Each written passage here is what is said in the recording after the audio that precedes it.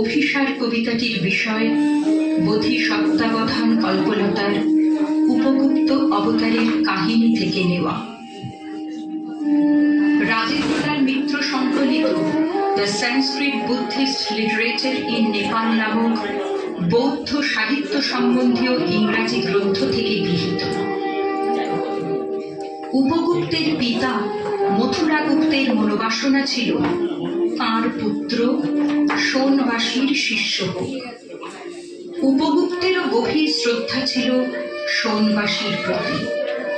নগর নর্তকী বাসব দত্তা বৌদ্ধ সন্ন্যাসী উপগুপ্তের রূপে মোহিত হয়ে তাকে বরণ করতে চাইলে সন্ন্যাসী বলে, সময় যেদিন আসবে আপনি যাইব তোমার কুঞ্জে।